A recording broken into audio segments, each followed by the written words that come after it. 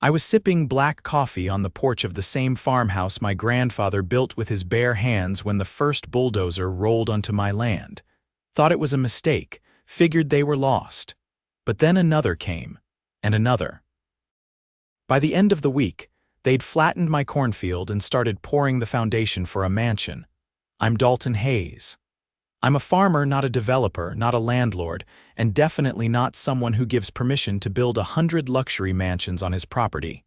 And yet, there they were. It all started with a woman named Heather Bramble, president of the Fair Hills Homeowners Association. She showed up in a pastel pantsuit, clipboard in hand, and a voice that could curdle milk. "You must be the caretaker," she said, stepping out of her BMW like she owned the place. "No," I said, standing in work boots and a flannel shirt stained with tractor grease. "I own this land." Her nose wrinkled like I'd said something uncivilized. "Well, according to our records, this parcel is part of Fair Hills now. We've begun phase 4 of our luxury community expansion. Construction's already under contract." I just stared. "Lady, this is a farm. It's been in my family for 3 generations. You're trespassing," she laughed. Actually laughed. "Oh, sweetie, the county approved the rezoning. Everything's in motion." "You should have read the notices." I hadn't gotten a single notice, no letters, no calls, nothing. The next day, I drove straight to the county clerk's office. That's when I found it fraudulent paperwork with my forged signature. A fake sale agreement. A rezoning petition with names that didn't exist. Every document tied back to Fair Hills HOA and their president, Heather Bramble. I confronted her while she was touring the model mansion they'd already finished on what used to be my soybean patch. "You forged documents and stole my land." Heather barely glanced at me. "Dalton, darling, you really should have hired a lawyer before now. Maybe then you'd understand how these things work." Oh, I understood. I just didn't think someone would be arrogant enough to try this on me. They'd built 10 mansions by the end of the month. Had plans for 90 more. Sold half of them to out-of-state tech executives who thought they were buying into an exclusive gated community. I watched them sip lattes on porches that weren't supposed to exist. I hired a lawyer named Reggie Small Office, Big Brain. We dug through every document, every signature, every zoning board appeal. It was all fake, all of it. I filed a suit so hard it rattled their little cookie-cutter kingdom. Title fraud, land theft, illegal construction, zoning violations, and racketeering. I named Heather Bramble and every board member of the HOA. The best part? I didn't just sue them for damages. I sued for the deeds. Every single one. 3 weeks after filing the suit, I walked out of the county courthouse with a stack of subpoenas under one arm and a restraining order under the other. The restraining order wasn't for me, it was for Heather Bramble. Turns out, she'd sent one of her board members to try and negotiate with me at 2 in the morning by banging on my front door and threatening to make things unpleasant if I didn't drop the lawsuit. The deputy who took my statement found the whole thing so ridiculous he stayed parked at the end of my driveway that night just to mess with them. Reggie and I knew we'd stirred the hornet's nest, but we weren't just poking it, we'd set it on fire. We didn't start with Heather. We started with the county zoning commissioner, a guy named Lewis Grant. He'd signed off on every permit, every land use change, every suspicious approval stamp that let Fair Hills bulldoze my fields. When Reggie subpoenaed his email records, we hit gold. Dozens of messages from Heather and her vice president, Todd Kinley, promising him preferential access to a lakeside home once construction was complete. One message even offered to cover campaign contributions if he fast-tracked the rezoning paperwork. Bribery, plain and simple. We handed it over to the state attorney's office. The investigation widened fast. Within days, the Department of Justice sent investigators to review municipal records. I watched from my porch as 2 black sedans rolled up to the HOA's temporary office, tucked into the first mansion they'd built. Agents in windbreakers carried out boxes of documents while Heather stood on the lawn pretending to look confused. She tried to talk to the press that afternoon, but every question made her jaw tighten just a bit more. Meanwhile, Reggie filed a motion to freeze all HOA assets. Bank accounts, construction contracts, sale agreements. We argued that everything they built sat on stolen land based on false pretenses and criminal activity. The judge granted it. That meant no more closings, no more construction work, no more HOA dues collected from the people already living in those houses. The residents weren't happy. I didn't blame them. They'd bought into a lie, thinking they were moving into some exclusive community. Instead, they got yellow caution tape around their driveways and a pending federal investigation. One of them, a retired Air Force colonel named Rick Holloway, showed up at my place with a bottle of bourbon and an apology. "I thought you were the troublemaker," he said, setting the bottle on my table. "Turns out, you're the only damn reason we might keep our homes." I didn't drink with just anyone, but I made an exception for Rick. He'd already started organizing the other residents, digging into HOA bylaws and demanding an emergency meeting to remove Heather and her board. They'd tried to block it, of course, claiming the rules didn't allow for sudden leadership changes. But Rick brought in a lawyer of his own, a former JAG officer with a degree in contract law, and together they found the loophole. If 1/3 of the residents petitioned for a vote, the board was required to hold one within 10 days. They got half the neighborhood to sign in under 48 hours. When the meeting finally happened, Heather tried to run it like nothing was wrong. Dressed in a silk blazer and pearls, she stood in front of a projector screen with a slideshow titled Future Growth and Vision. Rick didn't even let her start.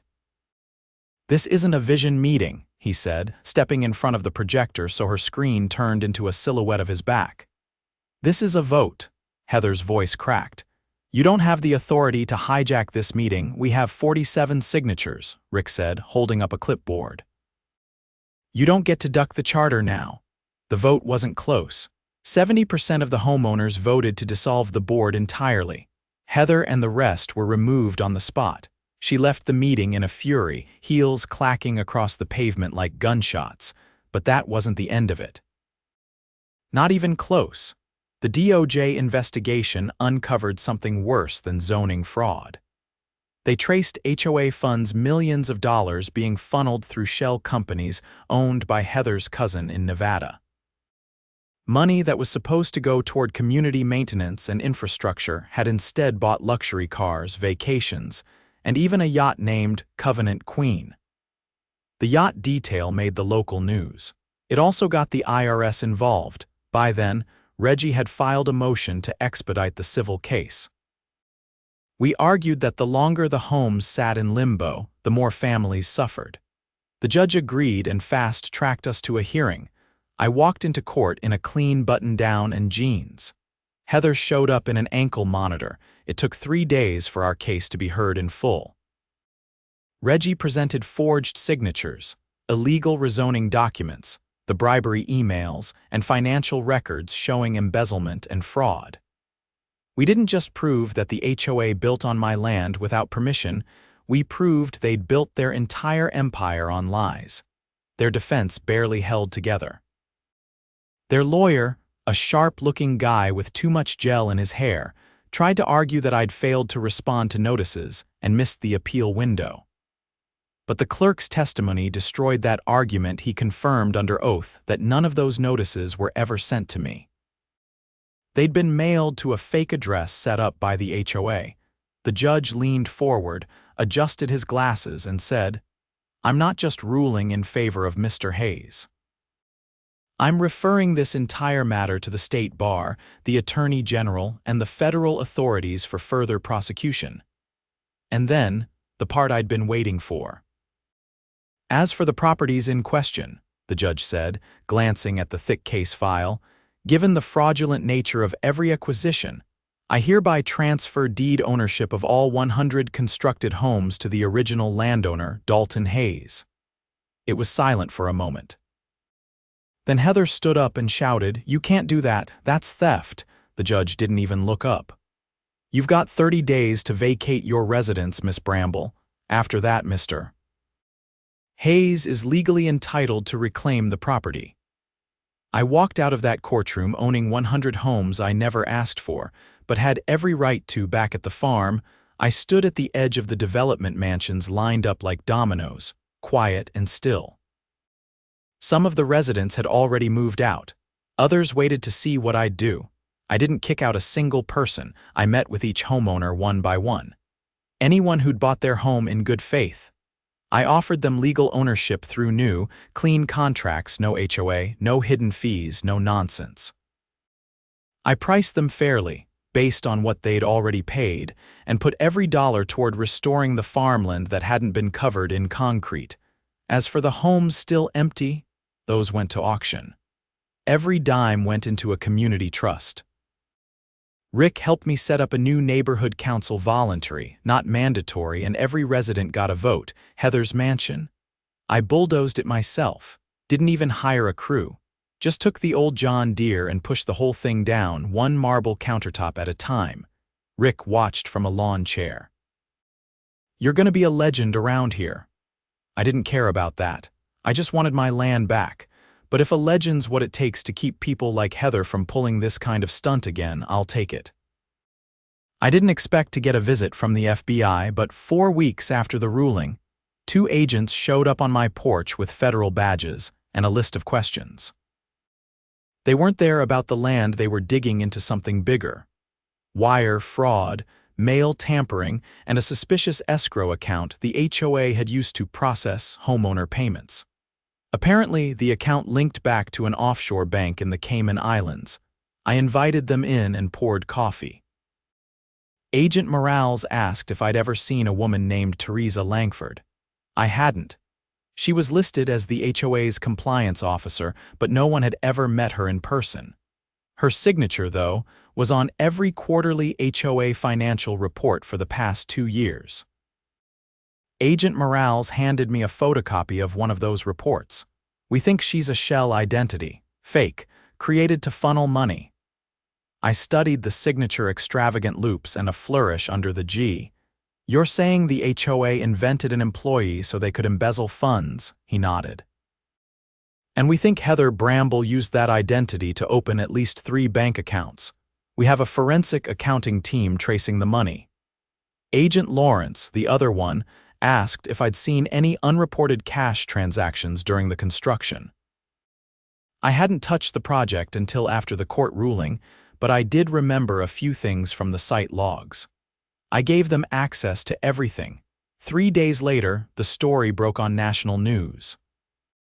Luxury community scandal tied to financial fraud, fake employees, and international money laundering.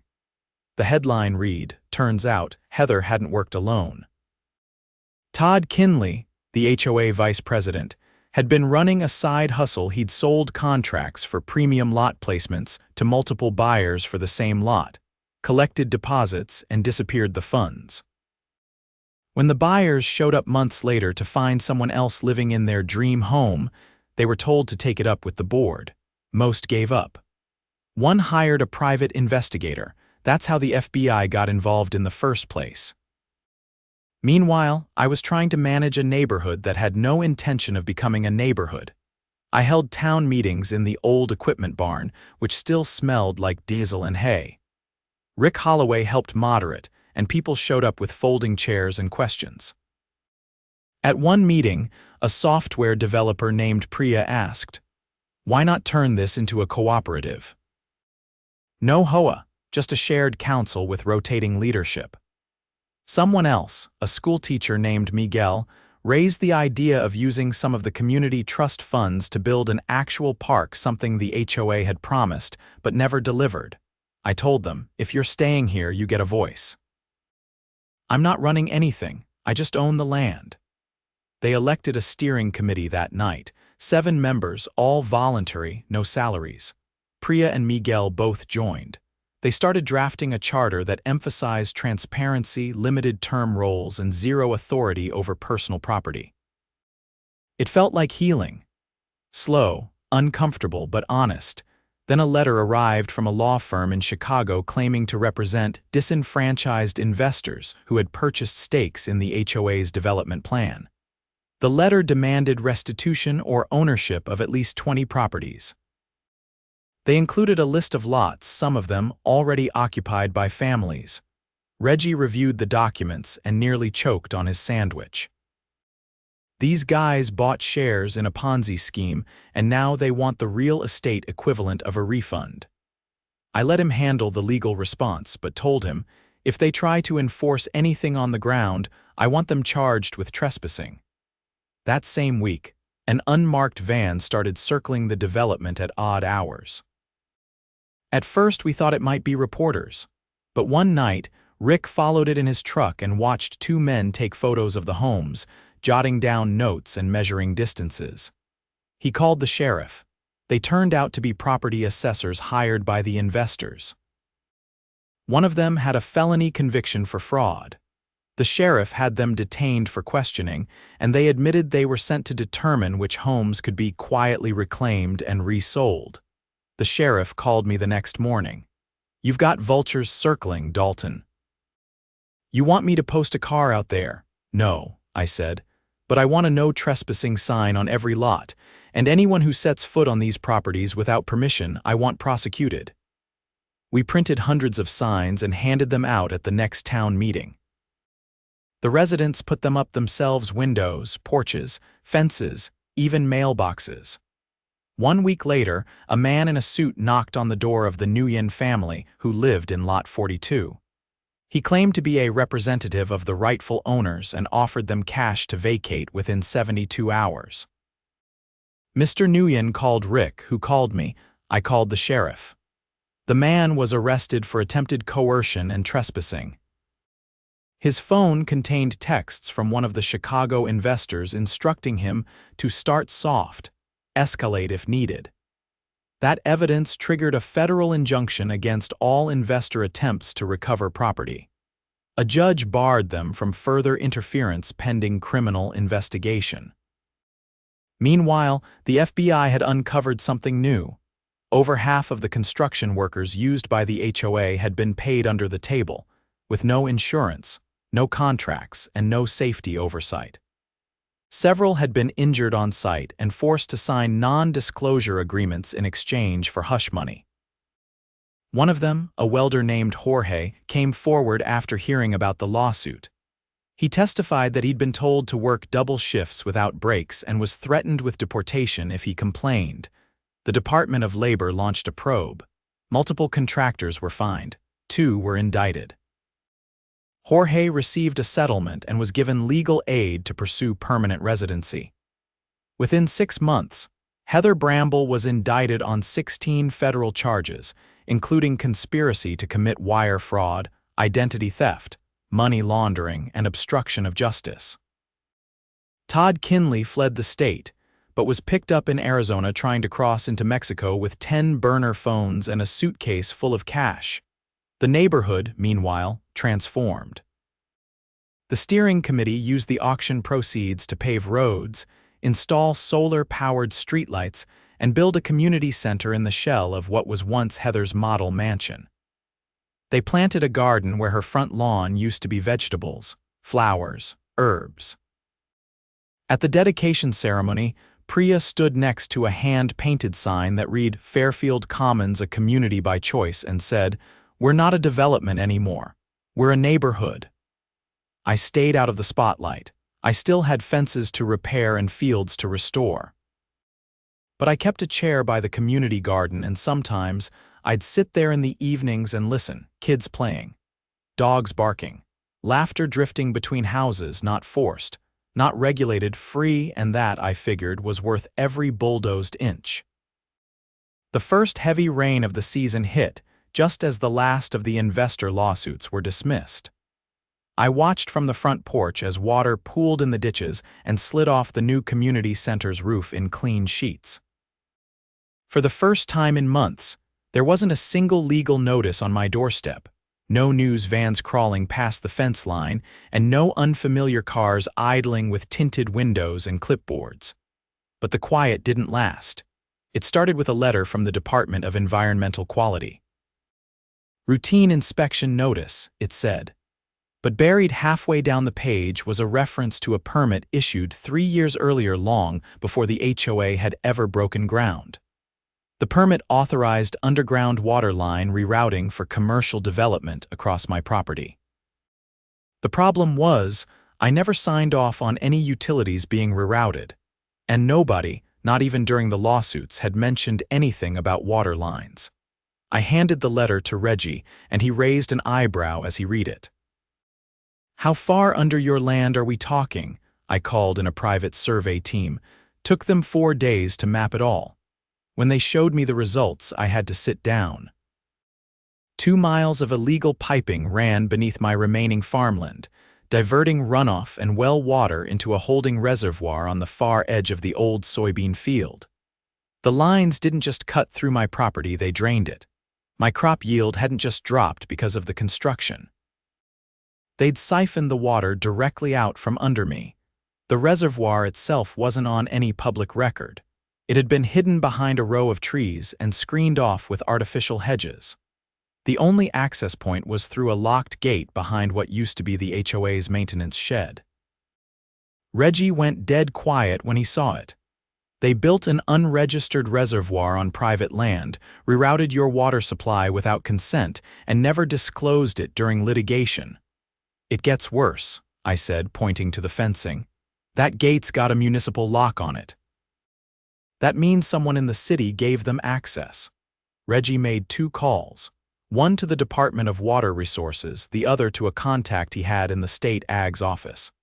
By the next morning, we had a state environmental investigator on site. Her name was Carolyn Ng, and she didn't waste time. She took water samples, photographed every inch of the reservoir, and measured the soil saturation around the pipelines. By afternoon, she was on the phone with her supervisor. "There's arsenic in the outflow," she said, hanging up. "Not natural levels. Someone dumped industrial runoff into this system." "What kind of runoff?" I asked. "Solvent grade, paint remover, degreaser, possibly even engine lubricant. This reservoir isn't just illegal, it's toxic."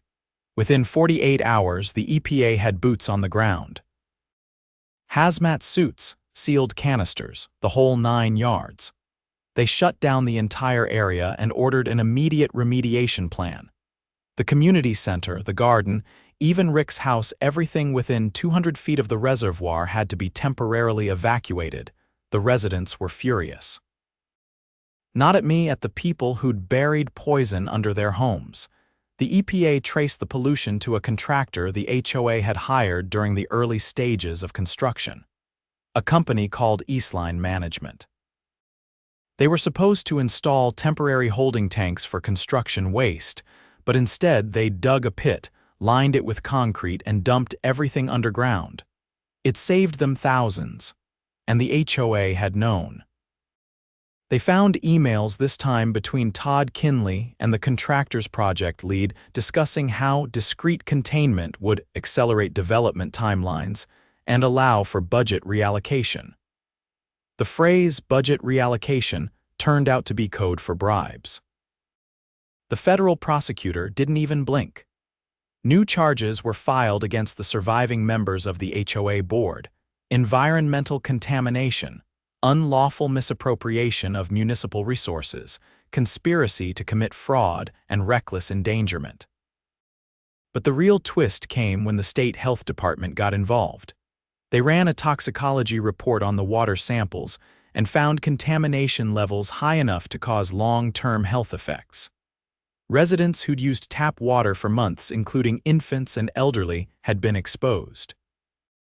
Priya, who'd given birth just 3 months earlier, was one of them. The state declared the entire development a disaster zone. Emergency funding was allocated, medical screenings were mandated, and Reggie filed a class action lawsuit on behalf of every resident. This time, I wasn't the lead plaintiff. I was just a witness, though a key one. I testified to the hidden reservoir, the forged permits, and the tactics used to conceal the contamination. I showed them the original survey maps, the falsified documents, and the pipeline paths that cut across the land like veins of theft. The judge ordered immediate seizure of all assets connected to Eastline Management. The company declared bankruptcy within a week, and its CEO was arrested trying to board a private jet in Baton Rouge. But the real hammer came down on the city official who'd approved the underground rerouting. His name was Vincent Dorr, Deputy Director of Public Works.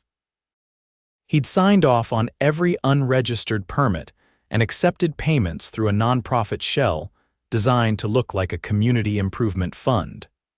The FBI raided his home and found over $300,000 in cash hidden in a crawl space.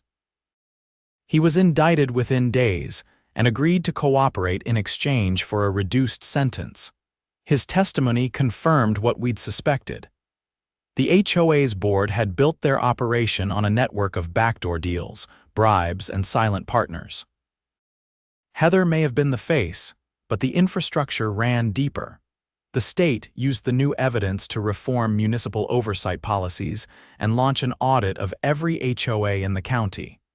3 others were dissolved. 7 board members across different developments were removed, and 2 more were indicted for unrelated violations. The residents of my land, now calling themselves Fairfield Commons, held another town meeting. This time, it wasn't in anger or fear. It was about the future. They voted to establish an independent water system, funded by the class action settlement. They chose to convert the contaminated reservoir into a protected wetland once cleaned. And they passed a resolution banning any future HOA or similar governing body from establishing authority over the land without unanimous consent. Rick stepped down from the steering committee, citing the need for fresh leadership. Priya was unanimously elected to take his place. Miguel, the teacher, proposed a neighborhood mentorship program for students interested in environmental science. Jorge, the welder, was hired to help install the new solar-powered filtration system. I didn't speak at the meeting. But when it ended, Priya handed me a wooden plaque carved by Miguel's students. It had a single sentence etched across the top: "This land stands because someone stood for it." I hung it on the barn wall, right above the old radio that still picked up weather reports and classic country. That night, I walked through the rows of newly planted trees along the edge of the field. No sirens, no flashlights, just wind in the branches and the low hum of crickets. The land was mine again, but more than that, it was finally right. And for the first time in a long time, I slept without wondering what would be taken next.